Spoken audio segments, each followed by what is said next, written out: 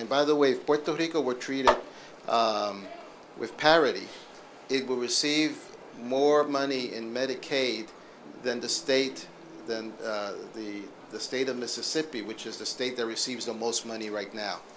So that's how significant parity would be for Puerto Rico. Now, in terms of, and I bring this up because this has been in the news a lot, is the Zika situation. There is an epidemic in Puerto Rico. We have over 100 cases of Zika.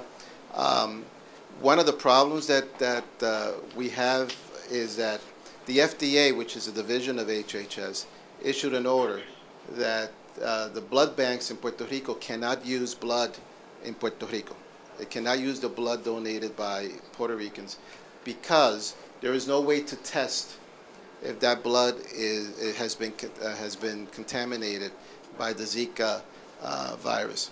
So Puerto Rico now is obligated to bring blood from here, and that is extremely expensive. Puerto Rico needs about 10,000 units of blood a month.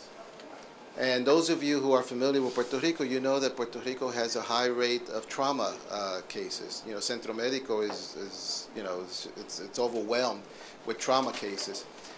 So blood is very much needed on the island. And, you know, the citizens of Puerto Rico are very conscious, and they donate. You know, Puerto Rico has one of the highest rates of people providing blood. But it can't be used. So it has to be shipped, and we met with the governor. The governor came, I was in Washington this week, and we met with the governor, and he was adamant, you know, you have to help us because, they do have a supply left that they're able to use, but once that supply runs out, which will probably be sometime next week, they have no more blood in Puerto Rico. So you can imagine the situation, and they can't afford to bring blood from here.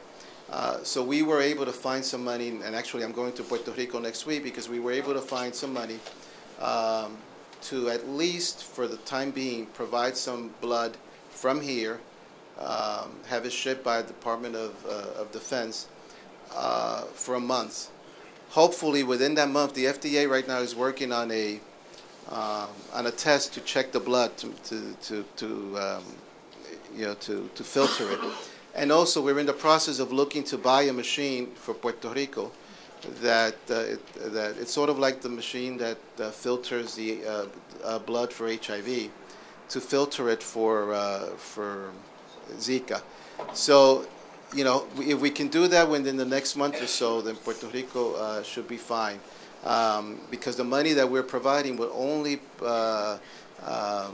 allow for about 2.5 months of blood supply for Puerto Rico.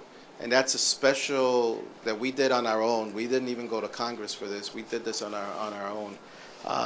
So, you know, those are just very few of the many problems that Puerto Rico is facing in terms of health care.